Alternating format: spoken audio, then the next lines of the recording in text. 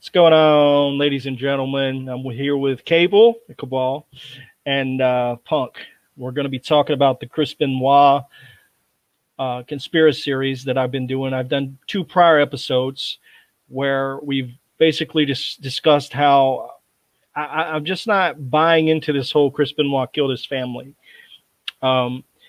Briefly, kind of to go over what I went over in the first 2 episodes, was WWE predicted both Eddie Guerrero and Benoit's death in video games. There's some shoot interviews where basically the whole reason Kevin Sullivan wouldn't do Dark Side of the Ring is because, you know, he didn't want to go on there and want to talk about it, but yet he went and did an interview with Cornette and went in and Cornette threw him a lot of softball questions. I don't know if you guys saw that interview, but it was a very soft interview from Jim Cornette to Kevin Sullivan. And Sullivan has downplayed, you know, the divorce with Nancy. They were separated for 6 to 8 months.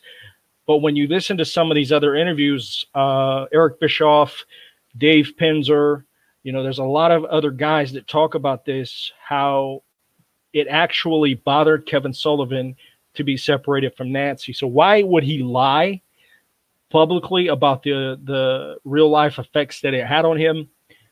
Makes no sense to me. Then the whole argument about, well, you know, Sullivan put the title on Benoit before Benoit left WCW. Now, what person in their right mind would protest the guy that put the belt on him?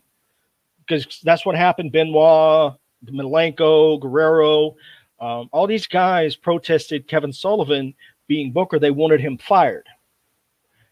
If Kevin Sullivan was booking Benoit right, he wouldn't be trying to get him fired if Kevin Sullivan was treating him right. So then I played in episode 2, the shoot interview where Perry Saturn said, Mike Graham and Kevin Sullivan are fucking liars. That they had tried to sabotage Benoit's career. And when Perry Saturn and Benoit were tag team champions, behind Bischoff's back, Sullivan was going and booking Benoit and Saturn to lose matches when they were supposed to win. So that's why that they had protested to get Sullivan fired, because he wasn't doing right by them. The whole "let me put the title on you," that was just basically a stunt he pulled. And, you know, listening to what Perry Saturn had to say, it kind of makes you realize Kevin Sullivan didn't have the best interest for Benoit. And so that's sort of where I left off in episode 2. Do you guys want to comment on any of that just summing it up, or do you want to go ahead and get into the Undertaker symbol? I don't know, man. Like, I don't think Perry Saturn is a phony dude. I think he's a very real dude. I think he's always been a real dude.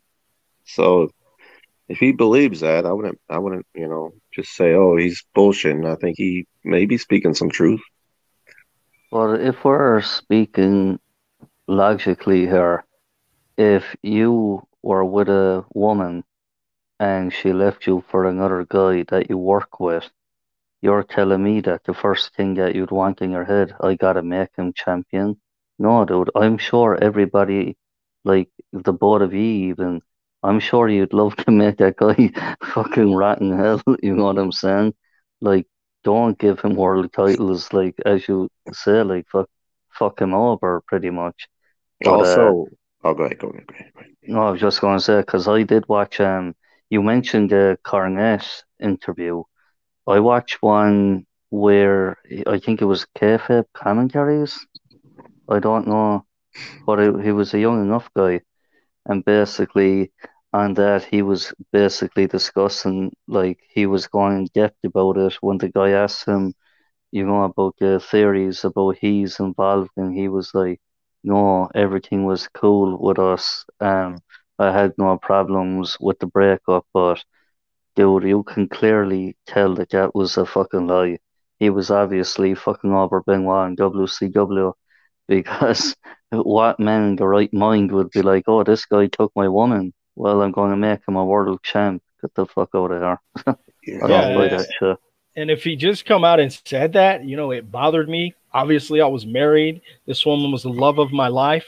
Who in their right mind wouldn't have sympathy for Sullivan? But the fact that he lied about how much it meant to him to lose his wife the fact that he's lied about all these things is very suspicious to me, because it brings up the question of why lie about something like that. You lie if the man ends up dead and the wife ends up dead and their son ends up dead. Then you lie because, well, you know what? No, I put the title on him. I was in his corner. It doesn't look very good for you to be the bitter ex-husband. And so that is why I would say he's lying, because I believe Kevin Sullivan, whether directly or behind the scenes, had something to do with the Benoit thing. I truly believe this. So I'm going to screen share something real fast, and then we'll go from there. All right, so this is the Undertaker's, when the Undertaker would sacrifice people, this is the symbol that he would use. Pay very close attention. That's an X right there. For WrestleMania 20, the same logo. The only thing is you have two X's here. Now, the argument is two sacrifices, Guerrero, Benoit. And this picture, this is on Reddit. WWE removed the real ending to WrestleMania 20, in which he celebrates in ring with his family. Now, there's Guerrero with the World Championship, Benoit kissing his son Daniel, and there's Nancy. All four of them gone. All four of them dead. Within a matter of, all of them total, within a matter of a little over 3 years of the WrestleMania here. And speaking of that, I'm gonna, I don't know, fuck it, I will get to that in a minute. But yeah, that was that's one of the more eerie things when you think back, is the fact that Benoit was in the ring with all these people and they're all gone, you know. And I had an interview from Dr. David Schultz, and you know what? You guys go ahead and comment on this. I'm going to find the interview with David Schultz. I'm going to play some audio of that. But what do you think of the similarity in the logos? Kind of creepy. Yeah, like, it is creepy, and like, you know, like, I think from my point of view. Can you keep showing them, by the way? Because I just want to keep reflecting on both, if you want to. All right. Like, yeah, okay. I think with that, though, like, I do see, you know, how it could mean like two sacrifices. And like, I think personally, like, you know, even though it's eerie and all that, and I get it, but I do think that logo was pretty much made for the Undertaker, you know what I mean? Because as we were talking, you know, that was the whole return of his dead man character. But that does coincide with WrestleMania and how that ended. Because originally, they were just showing Eddie and Benoit hugging with all the confetti, right? They're both dead. But and obviously there you showed pictures of him with the whole family, and then all four of them are dead, which to me, man, is still goddamn crazy to even think about. Yeah, but I don't know, man. I don't know if there's a correlation with that, though, to be fair. there might be. I mean, because my recollection is very bad. My memory is bad. I remember watching these pay-per-views, but when I watched them, I was a fan, but I was kind of a novice fan. You guys are probably diehard fans. Did Eddie die immediately after that logo?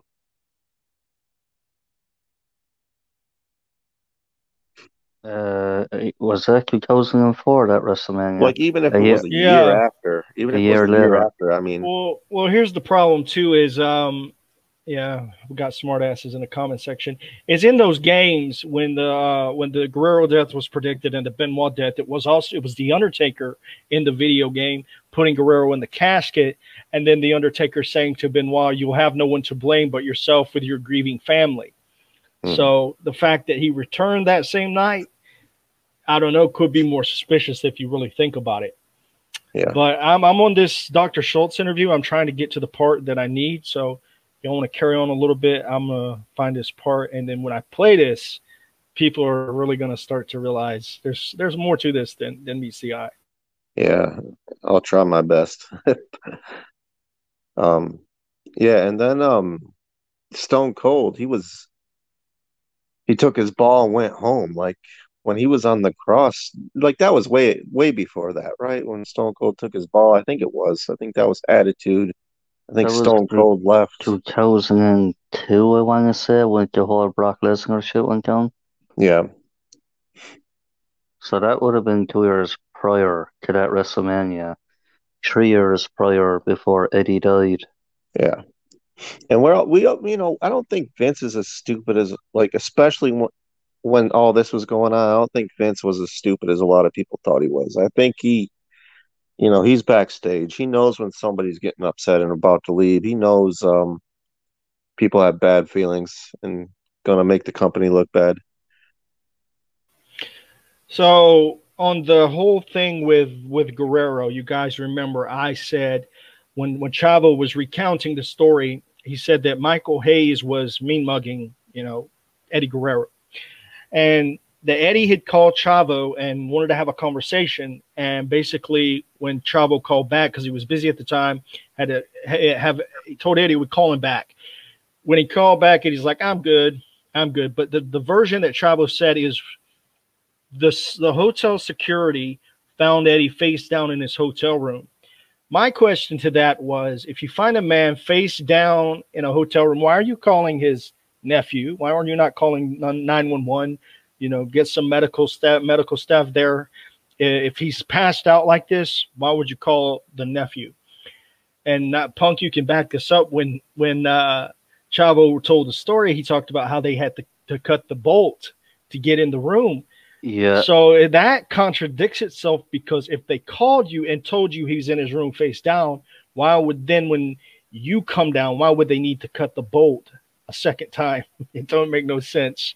exactly. And the thing that bothers me about that whole ordeal is the fact that Chavo seems to be everywhere whenever there's a big, like, wrestling tragedy. Yeah. And like even when I don't know if you covered this. Well, I suppose this was about the Eddie stuff as well.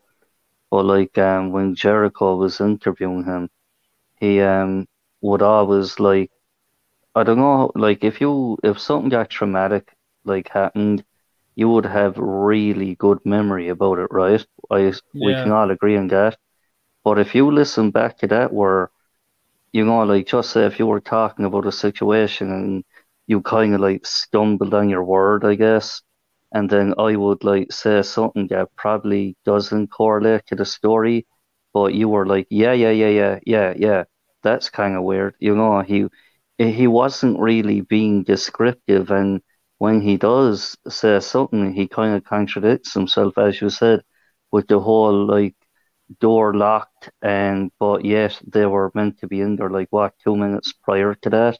Why didn't they leave the door open and have someone there watching? You know what I mean? Yeah. And I don't know, man. I just feel, and then the whole thing where Chavo was basically saying that he was telling, I want to say John Laurinaitis, that he was covering up for Eddie, lying that he wasn't around. You know what I mean? Like I don't know, man. You mean for Benoit? Was that Benoit? Yeah. Yeah, for the Oh, Benoit, okay. because Benoit was saying his wife was sick and Yeah, all this stuff. But yeah. yeah. Why But didn't what I he? found what I found to be odd about the Eddie Guerrero thing is Chavo said he gets down there, they roll Eddie over, he can clearly see something's wrong. He gets Eddie up in his arms, and Eddie dies in his arms. Of all the time that was wasted, when he picks him up in his arms, that's right when it sounds like something out of a book or a movie, honestly. It sounds made up. I hate to say it, but it does sound made up. And back to the hotel security thing, I'm about to play something from Dr. David Schultz. For those who don't remember, he's the one that slapped the shit out of that reporter backstage for saying wrestling was fake. And he had talked previously to what I'm going to play about how Vince McMahon was basically somewhat behind that. But we're going to get the follow-up question about Vince McMahon, and I want y'all to listen to what he has to say here. Sure. Can y'all hear this? So what's your opinion, Vince McMahon, that Yeah. after he goes and tells you to do this with Stossel, and then a year later he comes out and says, "Hey, wrestling's fake," so he can get away with the commission taxes and all that. What goes through your mind when you hear that? Well, it's a smart move on his part. Now you don't have to pay the taxes, the commissions and all that. You don't have to have a license and all that. It's a good move for him. I mean, anything he does, I don't keep up with him no more. He's out of my mind. I try to forget this guy, everything he does. But this guy is pathetic. In my opinion, he should never be allowed to go on TV. He should never be allowed to produce a wrestling show or any other kind of show. And, they actually have got tapes of mine that I was going to do a book one time. And they had all my tapes, all my interviews of people who demanded I turn them over to their lawyers and all, and my lawyer. And my lawyer said, if you don't turn it over to them, you can. I never write about these things because the court has ordered you to turn everything over. Turn them over, they never give them back. And the court ordered them to give them back, and they said they lost them. They got misplaced. And very incriminating evidence against Vince and the WWF. And incriminating evidence against Vince McMahon. But they said they lost the tapes. Now, I don't have the tapes. What tapes were they again? I'm sorry? What were the tapes? The tapes were interviews with different wrestlers, different individuals about Vince, what he's done, what he did to people, how he did this, how he did that. And I was putting a book together. Okay. Wow. So I said, well, that's, my lawyer told me it's not worth pursuing because it cost you millions of dollars against Vince. And I said, well. Like, what would be some of the, shocking things that would come out? Well, you'd have a lot of stories about underage people, underage women, underage girls at matches. You'd have a lot of stories about that, I think. You'd have a lot of double dealing where somebody has told somebody to do something where they had paid them to do something to somebody or hurt somebody or something. I imagine stuff like that would be the top, But people wouldn't believe it anyway because he'd go out there and say, "Oh, this is a sour grapes." That's all. So you heard that, right? Basically, Vince would pay people, and I think he gets to the part about it being security guards. But either way, that the point is, he had all these tapes and all this evidence of wrestlers talking about them bringing underage girls there, of Vince basically paying to have people hurt, shit like this. So this definitely goes in line with what I'm saying in regards to this whole thing. What was your question, Nigel? No, I was going to say what I got from getting out there, the whole underage, he mentioned girls too, but if you kind of think about the whole Pat Patterson ordeal that was going on back then, yeah. So I would correlate that with that, but that is the main point that he mentioned about basically paying off someone to hurt somebody. You know what I mean? Yeah, so, and that definitely what I think would have happened with the Guerrero thing, because if I hadn't heard the story about Michael Hayes staring Guerrero down and all that shit, and then you look back over the years, and they had literally shown Guerrero collapsing in the ring, and it looked like he was dying in their ring a year and a half before he dies. 2 days before he dies, the video game comes out with him being thrown in the casket by the Undertaker. It all looks, if you really pay attention, it all looks fucked up. I mean, it all looks very suspicious to me. And people can brush it off and say it's nothing, but when you start to get into the details of the Chris Benoit investigation, you see that there's a lot of missing pieces. And I think there's a lot of unanswered questions. So what was it that he asked? One of the main questions is, what will it take for the Benoit case to be reopened? I think it's going to take an outside source, kind of like one of these shows or one of these documentary companies, to show enough interest to actually dig down and look into this. And what I will say, on the dark side of the ring, and Nigel, you can comment on this. This is actually, nobody's talked about this before, because nobody's what you did is breaking news, really. The neighbor, Holly McFague, was not on dark side of the ring. And when I've looked at her Facebook page, I have found some very, very weird connections, basically to some Sullivans. I don't know if I can get in trouble for showing her Facebook page, but you guys have seen the photos of Sean Sullivan. You've seen Dan Sullivan. What are your thoughts, Nigel, about how similar they look to Kevin Sullivan?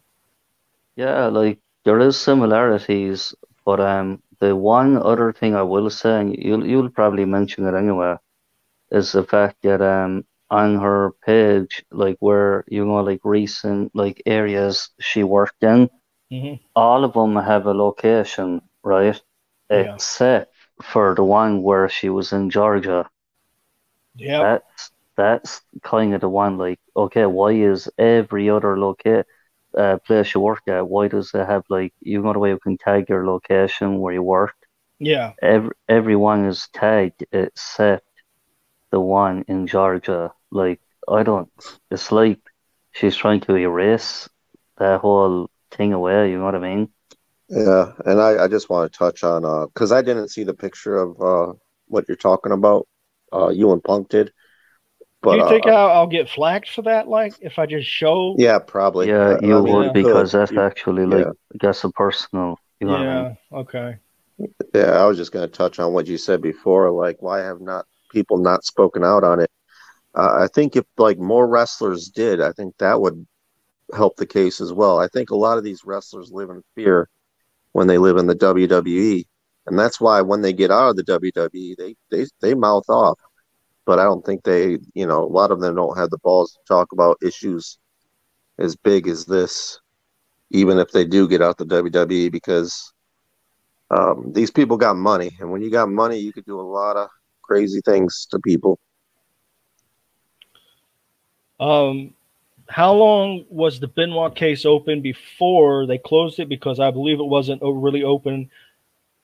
Basically saying it wasn't open that long. It was open, I think, about 2 days, and then they shut it down, basically. But it was longer than that, man.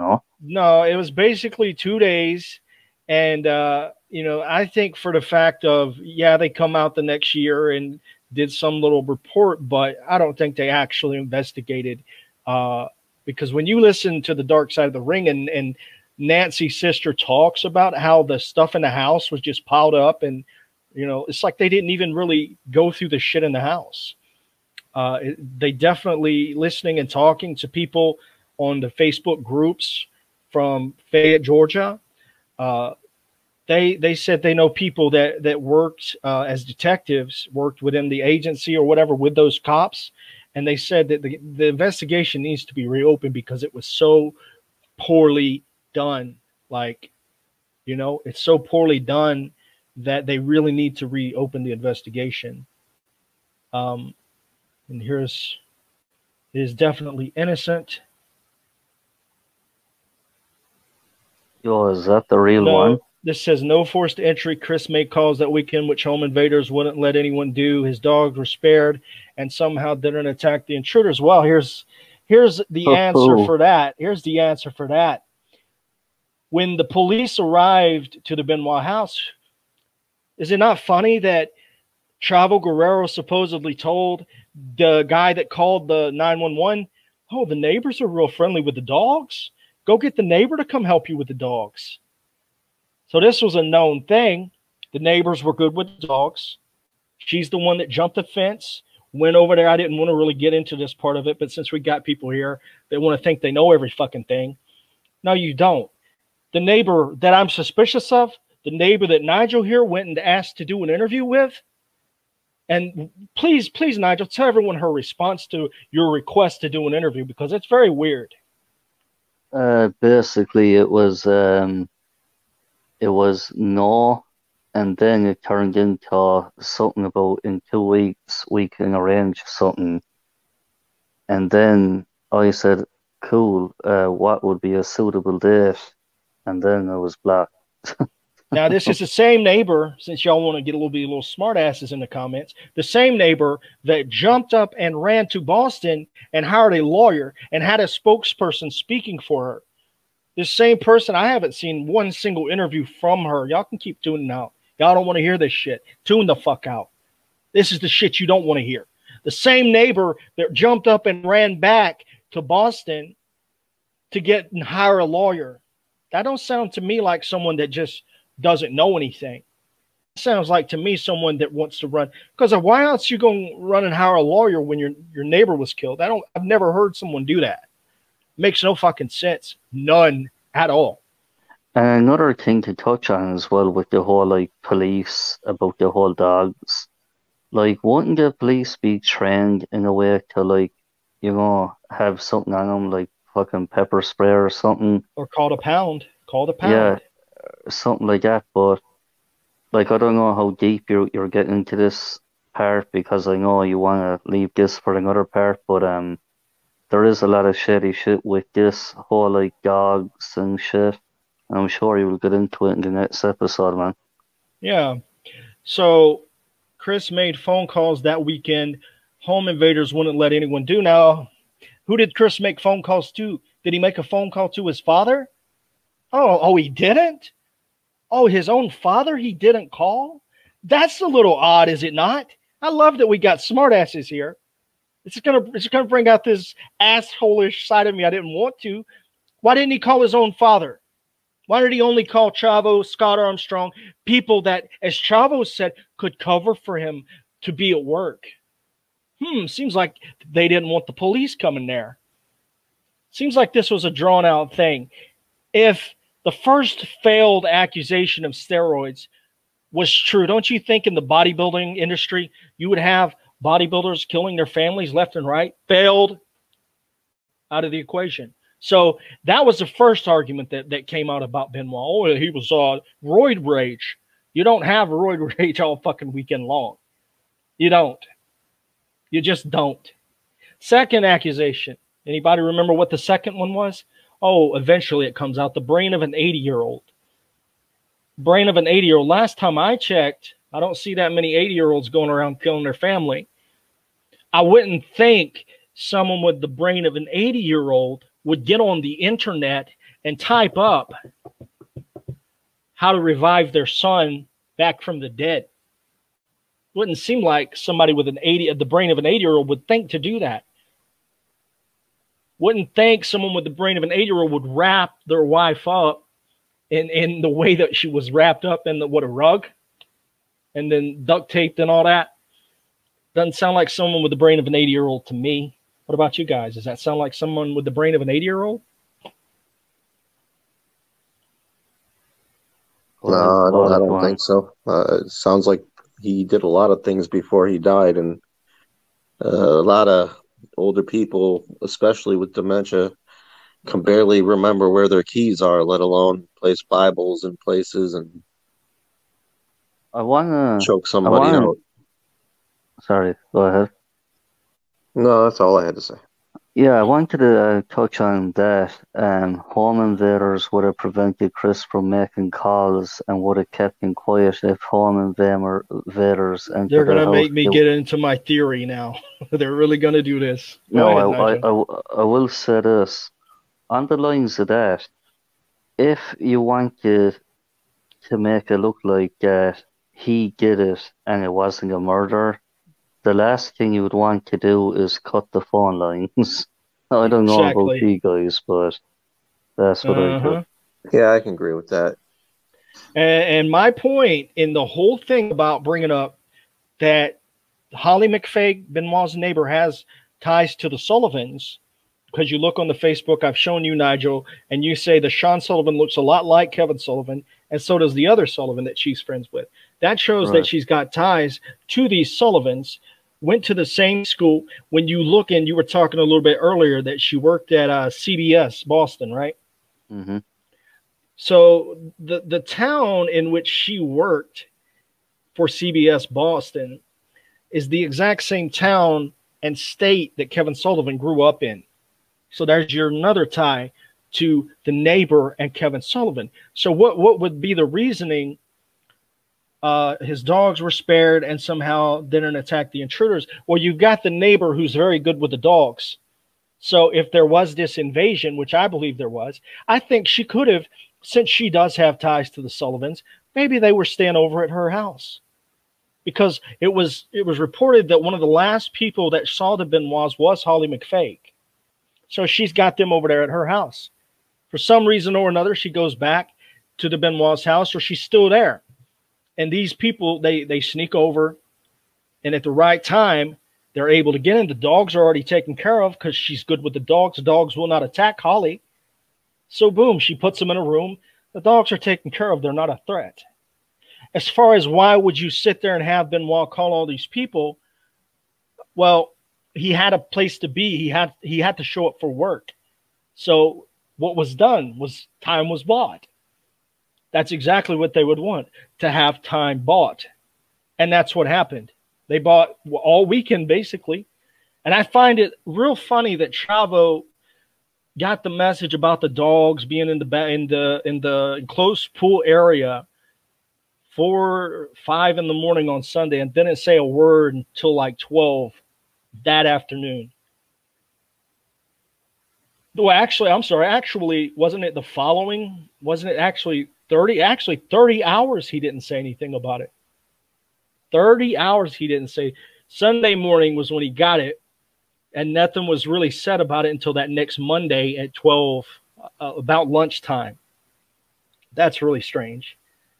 I'm glad you mentioned that, because I think that was the thing about when it was talking about earlier, when he was kind of feeding off Jericho, when Jericho would chime in. Chavo was talking about 2007, right? Now, I've explained this to behind the scenes. Like in 2003 and 4, like I had a cell phone, and text messages were pretty good back then, I would say. Even 2005, they were really good. But apparently Chavo was saying, oh, it was the year 2007, you could get like a text message, but it would be a half a message. I don't recall anything like that, like ever getting anything like that. Do you? No, I don't remember it being like that. So yeah, when he said that, I was kind of scratching my head thinking, like, what are you talking about? I don't specifically remember all of this, but since this dumbass right down here wants to bring things up, we'll go back and we'll screen share some other information. So we're going to talk about the autopsy of Chris Benoit found no signs of abuse towards him. Did you hear about the droplet of blood that was found on Chris Benoit's nose? To drama not good. Did you hear about the droplet of blood that was found on Chris Benoit's nose? The one that they didn't swab. The one that they ended up putting him in the body bag, and it ends up rolling off of his nose and somewhere off in the body bag. They never tested that blood. Never tested that blood. So there's no signs of abuse towards him. The autopsy report I read, where there were some lacerations on him or some marks on him, that he did have marks on him, was from what I saw, the autopsy report that come out. But here we go. We're going to talk about the medical examiner. And this is something I haven't talked about so much to you, Nigel, I don't think. But Georgia's chief medical examiner has abruptly quit following reports he had built a lucrative private business out of his state job. Dr. Chris Sperry's retirement formally takes effect November 1st, but he is on leave until then. He vacated the medical examiner's office Thursday, said his boss, Georgia Bureau of Investigation Director Vernon Keenan. He was acutely embarrassed and remorseful, Keenan said Friday over revelations that he had claimed hundreds of work hours at the GBI when he was actually working for clients of his forensic science consulting firm. You want me to keep going?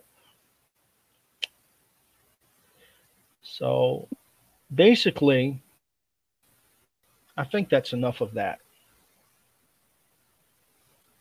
He got 10 years in prison for that.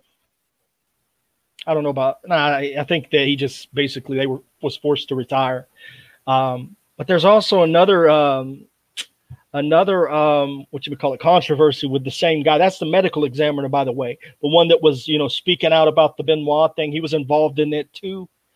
What's funny is when you really look into some of these people and you really look and see how some of their actions outside of the whole thing. I'm trying to find a comment that was brought up, but I'll get to that. So basically you have the medical examiner there that was forced to retire because he was doing corrupt shit. He was working for other people while he was on company time, right? While he was working for the government or the county and all that, and he was doing other jobs at that same time. So that's a level of corruption. When you have someone that is willing to take payoffs and do things they're not supposed to do, that in that manner, what else would that person be willing to do? And the fact that, fuck it, I'll read some more of this. Fuck it, I'll read more of this. I just didn't want to read the whole damn thing, but I'll read some more of it. Might as well. So, in addition, the newspaper found on 67 days since 2010, Sperry reported working at least 8 hours for the state when he spent time out of office giving depositions or testifying in court for private clients. For 13 of those days, Sperry signed timesheets claiming a full day at the GBI, even though he was testifying as expert witness in out-of-state trials. Filing false timesheets is a crime for state employees with a penalty of 1 to 5 years in prison. Keenan said last week he thought Sperry's discrepancies resulted from sloppy record keeping, and the GBI docked him the equivalent of 5.5 weeks of vacation and other accrued leave time to compensate the state. On Friday, Keenan said he had referred the matter to the state attorney general's office. He said he wants the attorney general to advise if further action needs to be taken. Spokesperson: Sperry, 60, became Georgia's first chief medical examiner in 1997. He oversaw a staff of 13 other pathologists who conduct autopsies and issue rulings on the cause and manner of more than 3,000 deaths a year. The state paid Sperry about $184,000 a year. You can comment on this if you want. I'm going to try and find. There's another, and I'll have to maybe look it up separately. But actually, no, I'll have to look it up separately. But yeah, there's that. I mean, I think that is fairly suspicious, man. Yeah, that there is corruption at its finest. And so these are the people that you had involved in the Benoit investigation. You see what I'm saying? So these people are people that could be bought and paid for. And here's the thing, I know people are probably watching the stream, they're probably like, man, you're fucking crazy bastards, you know what I mean? But you gotta look at it this way. Why is it that there is so many fucking questions about the Benoit case? If the man truly did kill his son and his wife, why was there no clear-cut evidence, right? But we're here right now on a stream here discussing all the different reasons why things don't add up. You know what I mean? Yeah. And why is it wrong of us to be open-minded of things? Even if we're wrong, we'll admit we're wrong. But if it turns out one day, these two are right, myself on some things, why is that wrong? Why is it wrong to think? Well, people don't like the idea of thinking for yourself, because you got so many people nowadays that want to believe everything they hear on the news, and they don't want to think that the news or their government will lie to them. But the sad reality is, yes, there's a lot of corruption out here in the world. There's a lot of things that you can't just believe. I mean, I used to be just like that. At first, when I heard the Benoit thing, I didn't question anything about it. But then I started, like you guys had said, that Chavo was there in both situations with Eddie, with Chris, literally visited Chris the weekend before he died. When you listen to Michael Benoit talk about his last conversation with his son, which I will say again, why was he not one of those that Chris called? Since Chris, allegedly just killed his family and was calling all these people to tell him that he loves them, he's going to call and tell Chavo, I love you, but not his own father? It's a little weird. Little freaking weird, man. Yeah. Chavo said. Judging by his father, it seems like his father really loved him too. So I think what would have happened is I think his father would have caught on to the fact, because Chavo said that Chris sounded groggy. Well, his father would have said, you know what, that's not my son. It's not right. And he would have called the police or something and had, like a wellness or welfare check done, basically is what would have happened. But to this drama, not good. The guy performing. Can you please hop on with your real account and name, The guy performing the autopsy saw dead people literally. What Polston is referring to here is Dr. Bennett Amalu, the guy that was, behind the CTE, the whole story about CTE. You didn't know that Dr. Bennett Amalu didn't believe in CTE himself until he talked to a dead football player? Now, think about that. Is this really the guy that needs to be examining brains and telling us who's got brain damage? Motherfucker, you're talking to dead people. You're saying that a dead person revealed to you CTE is a thing. If you listen to Bennett Amalu talk, he's batshit crazy. I mean, this guy is off his rocker. Freaking crazy.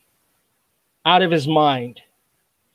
So as far as I'm concerned, that discredits your CTE. The fact that you have a nut job as the quote-unquote founder of it.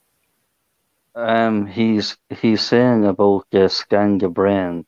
Well, here's the thing about that. Who only like 2 years ago was WWE promoting on their Twitter because he won some award?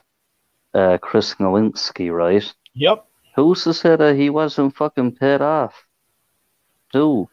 Well, that's my problem with that too, is that Chris Nowinski is the one that talked to Michael Benoit. Chris Nowinski is the one that talked Michael Benoit into having Chris's brain examined, Chris Benoit's brain.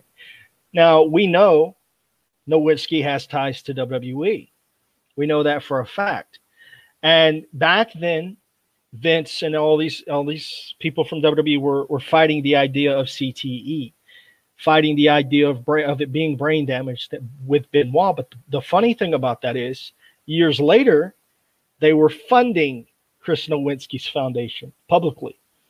So who's to say they weren't privately funding it when the Benoit thing happened? You see what I'm saying? Like it's summed up to about $1 million a year they were giving to Chris Nowinski's foundation. If you ask me, that was hush hush money. You know what I mean? I think so. I think it very well could be. Yeah, I mean, have you watched mafia movies? Drama not good. These are mafias that pay people off. Imagine people who can get Donald Trump on a show, how much money they make. They can get Snoop Dogg on a show, Bob Barker on a show every week. Imagine how much money these people have. Imagine what they can do to people. So, and people wouldn't break into a house and tell someone to make phone calls, would detail it in a half reference on Wikipedia. Now, no one is saying Matthew Greenberg was in on it. My theory on that is Matthew Greenberg overheard a phone call, possibly that his father was having. My theory on that, because for him to go and put on Wikipedia that Nancy was dead, or speculate that Nancy was dead, is one thing. But then the fact that he's located in Stamford, Connecticut, the same exact place, literally 5 minutes from WWE headquarters. Yeah. That's strange. That is really fucking strange. And it goes back to when you look into the details of the Benoit tragedy, you got to bring that up. And then everybody just says, oh, well, you know what? The police, they did a interrogation of him and he's innocent. Did any of you watch that interrogation? Because I did. I've seen plenty of crime shows where they have a person in there and they're interrogating them. Matthew Greenberg had all the signs of being a fucking liar. written all over him. I seen every part of the interrogation. He's very nervous. He won't make eye contact. He's fucking, you can hear something shaking. I don't know if he's like taking his foot and beating it up against the table, like a nervous tick kind of thing.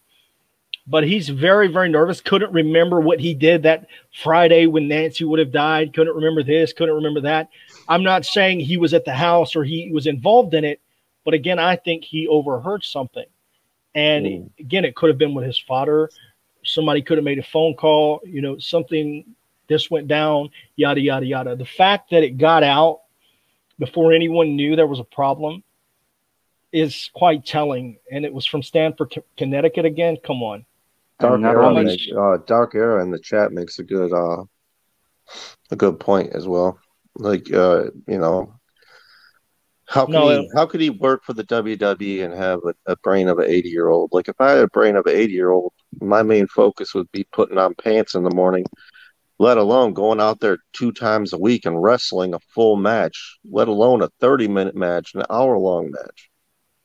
Here's the thing as well. I want to say 2 things.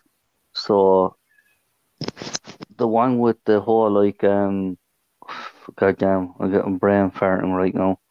Where was it? There was a comment there that I wanted to. All right, I'll say the other one. The one about the brain of an 80-year-old, right? Mm-hmm. Here's the thing. So, or no, actually, no, I remember. Michael Greensburg. Now, the thing with that, apparently when you get an investigation, he was also tied with other, like, celebrity kind of things, if I'm not mistaken. But also with that, and as you said, he was pretty much caught red-handed, okay? Like, caught red-handed, and you know what you said? It was a coincidence, and that was it. How in the hell can you really dismiss somebody writing up someone's death a day before they actually die? Like, how? Like, I'll never understand it, man. Like, that dude, and also being in Stamford, Connecticut, like, where the fucking Titan Towers are, I'll never fucking know, man. I think that dude got off lightly, and at the time, they had him where they wanted him. But, as I said, man, money talks, bullshit walks. Yeah. And there was something, because I bought a book about this, and something was said, and I'm trying to find the part where it was brought up, about how the police actually, they didn't even, it was something they didn't do. David wasn't there. Sorry, that comment. Yeah, I think he, the way he's thinking about it is, I don't know what he's talking about here. I did read that there were bruises on Chris, so I don't know what he's talking about. So I think, actually, yeah. Look, here's the problem. He's expecting these people to take out his entire family, even people that weren't there, just to fill loose ends. Here's a problem. Nobody needs to really do research on brain damage. Obviously with brain damage, you're going to have major problems. And they said he had the brain of an 80-year-old. It goes back to the fact of, if he had the brain of an 80-year-old, again, I will give an example. One of this is someone that my family knew. She's related, distant relative. 81 years old. It was her 81st birthday. My aunt called her and was going to go take her birthday card, but she wouldn't answer on her phone. So she went to her house. Her husband, who had the brain of an 80-year-old, he had dementia, was sitting on the floor in urine, unaware of where he even was. Didn't know where he was, what was going on, had no idea. His wife in that house didn't answer the phone because she was dead. And had been dead for probably 2 days. This happened in May. So when people want to talk about the brain of an 80-year-old, they don't seem to understand that Chris had just literally that day where he supposedly killed Nancy, drove 40, 50, 60 miles to his doctor's office. Went out, took pictures with fans, had a conversation on the way back with one of his old friends, saw him at a gas station, called all these other friends to come over and hang out, was capable of doing all these things, going to the airport, finding his way to his flight, going and having and competing in matches in WWE, doing the promos. No, doesn't line up and doesn't add up. Also, with that, the fact that if that was the whole case about him having a brain of an 80-year-old man with dementia, how did he have the conscious mind of wrapping a towel around his neck before the cable tie? We'll get to that in a minute. Chris also got physically violent in front of Nancy, which led to the restraining order she filed against him. It's happened more than a few times. Again, even, and I don't condone spousal abuse or any of that, domestic abuse. I don't condone that, but that doesn't mean you're going to kill somebody. I know people, I mean, everybody should know by now, you know, I've firsthand witnessed that.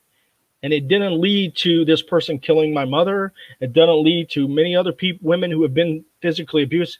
It doesn't always lead to the husband killing his entire family. And you're saying that he got physically violent with Nancy, but Daniel was also killed. We're supposed to believe he killed his son, Daniel, too. How does that make any fucking sense?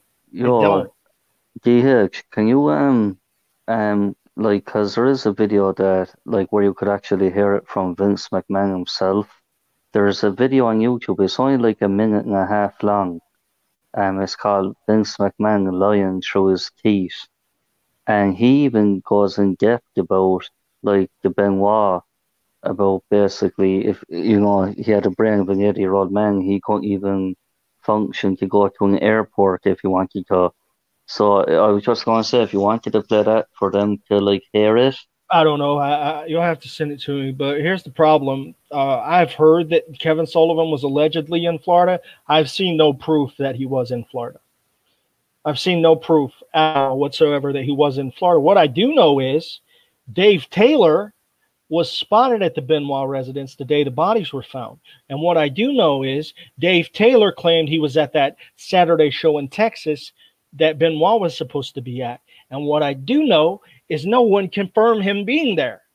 There are people who are saying he wasn't there.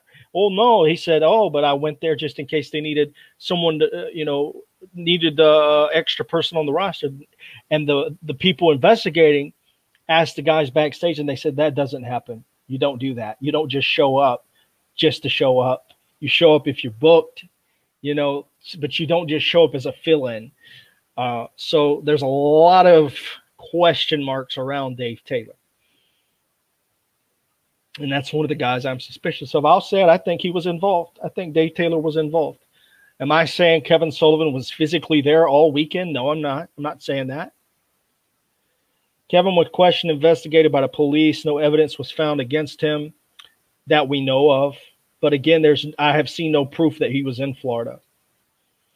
They really need to open this case. I agree. Too many shady and fishy things. Definitely.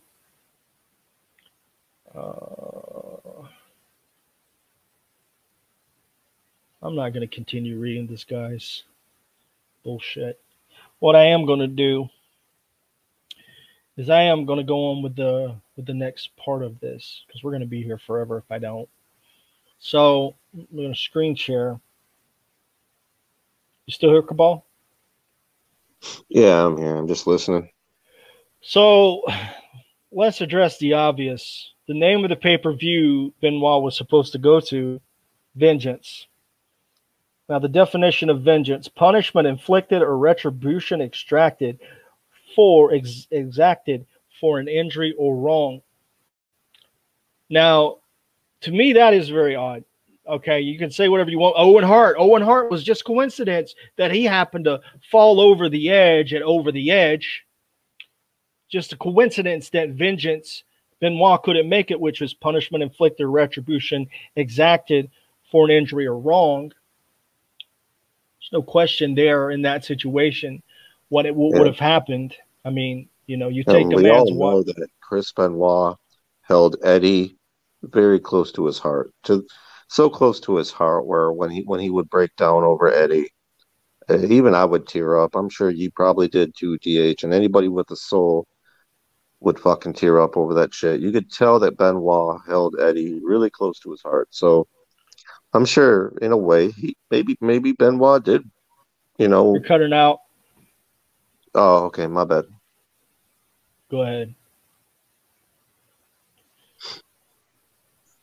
No, I was just saying, like, we all know Benoit really held Eddie close to his heart. So to a point, that was a true friendship.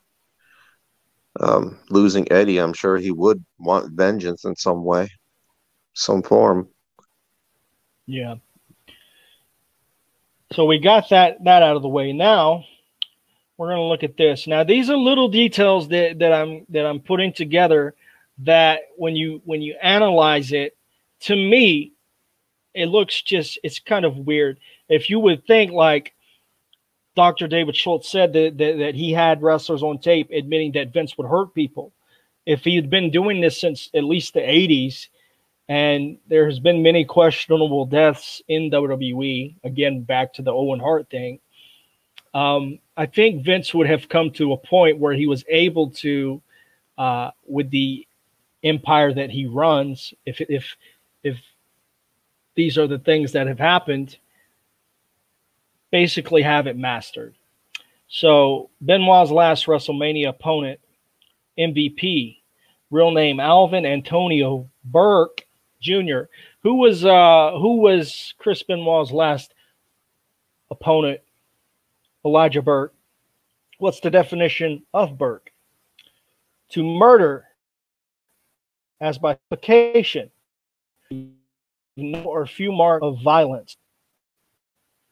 Just gonna, just more coincidence, right? This is all coincidence. I suppose this is coincidence too. Kevin Sullivan, born October 26th.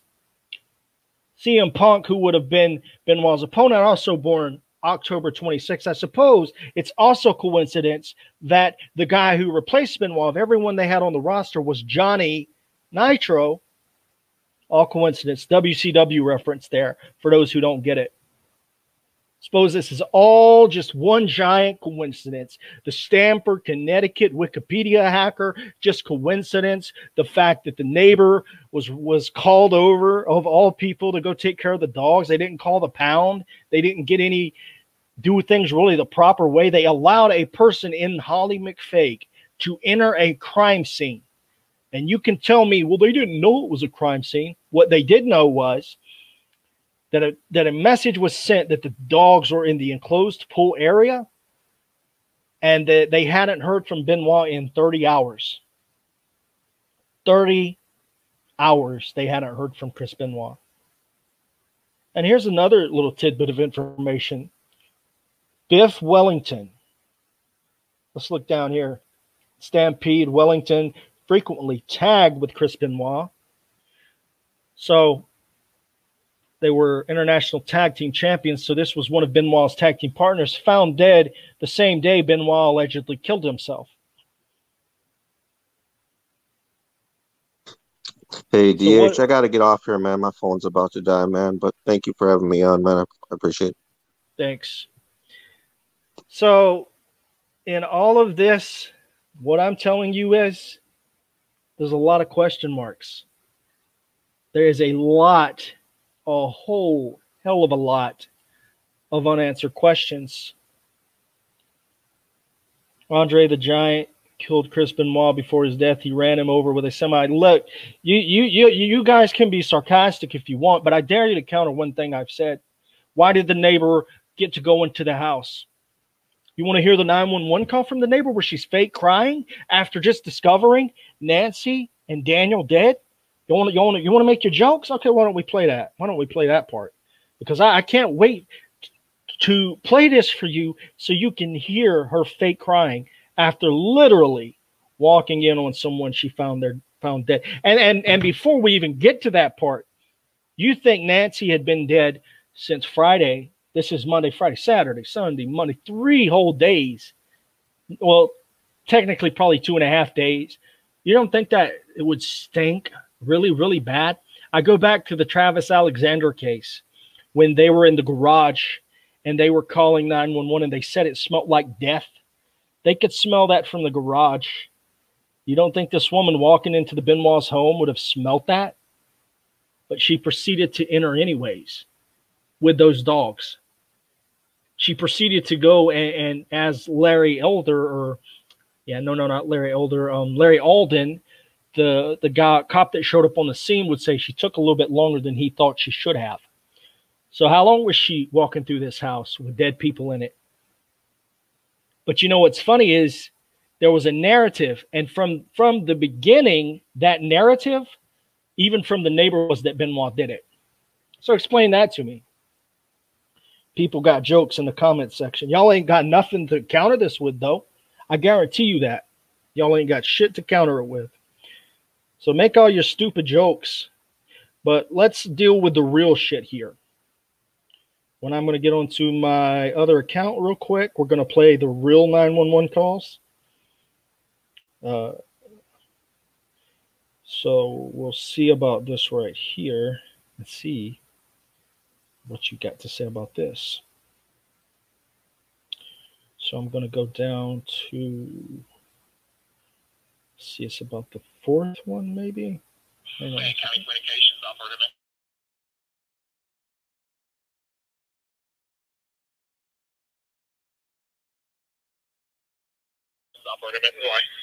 Hi, this is Dennis Fagan calling from New York. Yes, sir. I called earlier in regards to they did a welfare check at a wrestler's house, Chris Benoit, 130 Green Meadow Lane. I don't know if you're familiar with that. Dedicated free services available. Hold on just 1 second, sir. Okay.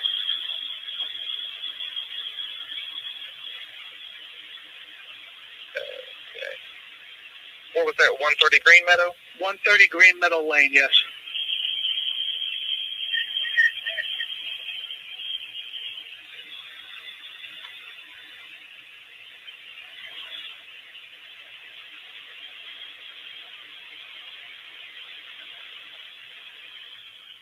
Okay.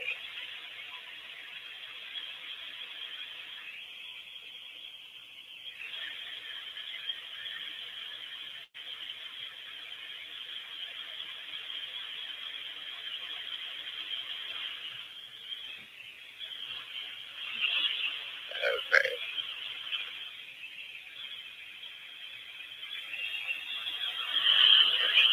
It's taking this motherfucker forever.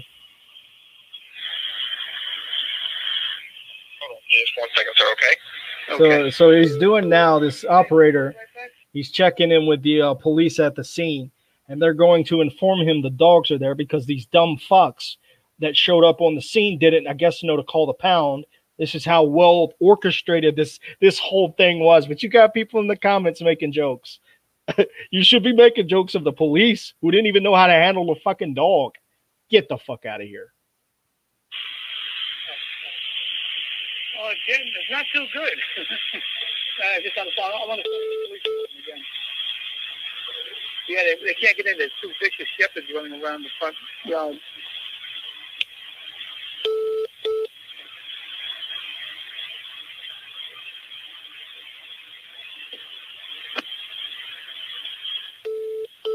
Mr. Fagan? Yes, sir. Okay, were you able to get a gate code or anything like that? No, but what happened was they just called back. They said that there's only one neighbor to the left right there who's very friendly with them. Okay. They don't know if they might have the gate code, but now they're saying that there was two text messages, and they were both at like 3:30, 4 o'clock in the morning. One from his phone and one from his wife, Nancy's phone. Okay. And they went to the same restaurant. Now, to all you smartasses out there, why would Chris send a text message from his wife's phone? That don't make no sense. Oh, but I guess that's what we're not doing here. We're not thinking logically with this. We're just believing the bullshit we heard on television. Doesn't even live anywhere near them. Right. And basically said, this is the house number. The dogs are in the backyard. The patio door's unlocked. And that was it. So that's what they're worried about. And it's unlike, like I said, it's out of character for Chris to do anything like this. Right. He's missed two shows, one on Saturday and pay-per-view on Sunday. And So they're saying the only thing they know is that one of the wrestlers called back and said he's always talking about his neighbor next door to the left, who is, I guess, good friends with him. Oh. So literally you have people within the WWE leading the cops to the neighbor to go into the crime scene, to go into the house and take the dogs. Really? Sounds like a controlled investigation to me. I mean, come on. Do you want to make an argument that this was professionally done by the police? What a fucking joke. The police have to go to the neighbor. Come on, man. This is some of the most amateur bullshit I've ever heard in my entire life. And they were saying, they don't know. The gentleman I'm dealing with at World Wrestling is a retired judge from here in New York. Okay. Nobody really, has a gate code, they're saying, but the thing is, I don't know what you guys would do is if you thought something was wrong in the house, right. You'd have to taser the dog to put him to sleep. Basically, we just need somebody to contain him. I think that would be the main thing. Right. Now, that neighbor that's friendly with him, you think they would be able possibly to contain those dogs? That's what the other, this is Chavro is the name of the other wrestler. That's what he's saying. He's saying that Chris is always saying how friendly he is with his next door neighbor, but it's to the house to the left. So, and that's also a mixed message, because if Chavo's talking about how friendly Benoit was with the neighbors, when you listen to the neighbor call 911, this is where we're about to hear from Holly. This is where it really becomes very suspicious. And we don't know. Like I said, they don't seem to be very worried because they get these messages at 3:30 o'clock in the morning. Yeah, and they said when they spoke to him the other day, he seemed depressed and he said something about food poisoning. And they, like I said, they get the same messages. Nobody's answering the cell phone. Somebody's answering the house phone. Right. That's definitely suspicious. Right, that's suspicious. So let's wait for the neighbor to get the dogs. What I'll do is I'll go ahead and I'll have deputies swing down and see if they can make contact with the neighbors. Okay. And see where we can go from there. Okay, thank you. You'll let me know. Thank you. Yes. Now here's the neighbor calling 911 after finding the bodies. Say, County 911, what is your emergency? Hi, the cops came to my house, and I just want to make sure that they're okay because they sent me over to my neighbor's house. What's your address? I'm at 110 Green Meadow Lane. So first of all, if she went in and saw two dead bodies, you would be a lot more upset by that. Like, truthfully, a lot more upset than what she sounds initially. Of course, she's about to put on the fake emotion in a minute. But my question is, if you got police officers in that house and they have their guns and their tasers, why are you so worried about the well-being of police officers? This seems super fucking fake. And this makes her very suspicious. On top of the fact that she's got ties to the Sullivans, on top of the fact that she worked exactly in the exact same Cambridge, Massachusetts, Kevin Sullivan was born and raised, on the fact that when this went down, she ran straight back to Boston and hired a lawyer. This woman's got a lot of controversy surrounding her. And when Nigel contacted her, she initially said no to an interview. Then she said yes. Then she blocked him. And this was like a week ago with the neighbor. So there's something very fishy here with this woman. But let's keep playing it. And they asked me to hop the fence because they have attack dogs, and I went in and someone here we go. The little boy and the mom are dead, and so I ran out to scream to them, but then they went in the house and they haven't come out yet. Are they okay? Have you hold on just a moment. I know where the controls are, but I'm not going in there until Garrett. Tell the cops to come this way. Okay, ma'am. Hear that? Back to normal now. Listen to me. What did the cops tell you to do? They told me because this guy's a professional wrestler and I'm friends with them, and they said, can you go put the attack dogs in the kennel? And I did that. And then I went upstairs. Everything was open, so I was yelling, Nancy, Daniel, that's the little boy. And you would smell an extreme smell of death. So I was following Nancy, that they've been dead for 2-3 days. You're going to smell that. So why are you, oh, Nancy, Daddy? You would go back outside. Anyone with any intelligence would go back outside and say, you know what, it smells really bad, like something's dead in that house. You, the police, you need to go and look. I'll take the dogs to my house, or I'll take the dogs wherever, tie them to the fence, whatever the case may be. The way this went down, something's off. I'm just telling you, something's really off. And I went up to Daniel's room, and he'd been killed. And then I went up to Nancy's, where she sits to watch TV, and she had been strangled and had tape on her face. And then I didn't see Mr. Benoit. I don't know where he is. Now, hold on. From what I remember, they said that she had been wrapped up in a rug and her face was covered up. So how would she know that she had been strangled? How would this woman, and this just occurred to me, how would she know that she had been strangled? Just walking in, and based on the details that we had gotten, where Nancy's whole face was covered and, you know, she was wrapped up in a rug and duct taped and all this, how would she have been able to tell that she had been strangled? That's not making a lot of sense to me. I didn't want to go down in the basement for some reason. I just... Okay, ma'am. He might be dead. Oh, now there's more cops here, but those cops... Ma'am, listen to me. What did the cops tell you to do? Did they tell you to go to the neighbor's house? Yes.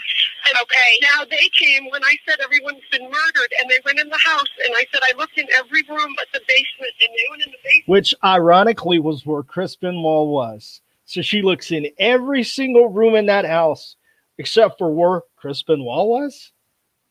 Yeah, you better get the fuck out of here, Next Generation Games. You better get the fuck on out of here. You're being made to look really stupid right now. And now they got to come back out. Okay, listen to me. Listen, we have got contact with our cops. But if they're okay. Ma'am, our cops they're okay. They're okay. But if they told you to go to the neighbor's house, you need to stay over there, okay? No, I'm here. I'm right outside the Benoit's house. No, I mean, they just said stay here in the driveway. I just got nervous because they never came back out. You have contact with your... Are you, I mean, literally, I'm sorry, but are you stupid? You just said there were 2 dead bodies in the house. It's literally a crime scene. Oh, but they didn't come back out. No shit. It's a crime scene. They're investigating a crime, a murder. So this little stunt right here, it's bullshit. Y'all can tune on out. Tune on out. It's bullshit. If you need help, don't hesitate asking for it. Not trying to offend you, but you seem like a disturbed person. If you need someone to guide you or be your friend, always give me a call. If you need someone to explain the facts for you, because that's how you people operate, is that you don't factually counter anything that's being said here. Instead, you just tell people to research CTE, and you don't even know what the founder of CTE, the whole reasoning he believes in it. You don't know and address the controversy of the medical examiner, Chris Sperry, and the fact that he's a corrupt motherfucker. You don't want to talk about that. You don't want to talk about the fact that, yet again, that it leaked out about Nancy being dead, of all places, from Stamford, Connecticut, five minutes from WWE headquarters. We don't want to sit here and talk about the fact that for 30 hours, 30 whole hours, nothing was said. When they got the text messages about the dogs are in the enclosed pool area from both Chris and Nancy's phone, for 30 hours, you remained silent about that? Oh, coincidence. It's all just fucking coincidence. No, it's not. At some point, you have to admit, and I have talked to people who know people within the investigation that say it needs to be reopened, that it was very poorly done. A very, very poor investigation, and the people that did the investigation ought to be ashamed of themselves. You could hear clearly on this 911 call that they didn't even know how to handle 2 German Shepherds. What the hell makes you think they're going to know how to handle a crime scene? They allowed a person to go in that house and tamper with the crime scene. And the thing that also people don't want to address, there was a diary in the Benoit's house that somehow made its way outside into the trash can outside. How did that get there? Why don't y'all wise asses tell me that? How did that wind up outside in the trash? No answers? Oh, we don't have any answers. That's because the people that are just so set that Benoit killed his wife, killed his son, and the arguments about having the brain of an 80-year-old, you have no logic in saying that. There's nothing logically. The fact that he drove all those miles to his doctor's office. The fact that his last picture and the fans that talked to him said he didn't seem like anything was wrong with him, you wouldn't notice someone with the brain of an 80-year-old. It would be very, very obvious. Very clear. It wouldn't be something that you would just miss, and he'd be very obvious with it. So that's pretty much all I'll do for this stream. I've went over the time that I wanted to do. But yeah, why don't y'all sit there and think about that. To all the haters, addressed you guys enough. StreamYard on my phone keeps not allowing my mic to give permissions. I have a hard time believing Benoit would kill his family because his best friend died. And that's another part of it, is that, yes, Eddie died at the end of, close to the end of 05. And then just a few months later, his other best friend, that being Chris Benoit's other best friend, Johnny Grunge, died too. You can say whatever you want, but I highly recommend you people look up induced heart attacks. It is a thing. It is a possibility that someone can induce a heart attack on someone. Somebody said they left David alive. Yeah, because David wasn't even at the house. But and also I would highly suggest that some of you go listen to Dave Penzer talk about how Chris up and moved. He used to hang out with Finley, Penzer. There was a couple other guys that would hang out with them. Regal was one of them. Regal, the same one that seemed to know something on the tribute when they were giving a tribute to Benoit. I highly recommend you go listen to that, because Chris up and moved and didn't tell one of those people. One of them. He didn't tell any of them about where he was moving to. And he did that for a reason. And I think that's because he didn't trust them. But hey, you blind sheep continue to believe your bullshit news media. The same news media that's telling you all the BS that you're going to have your vaccines nowadays. Keep listening to that. Keep showing your stupidity. Thanks for watching.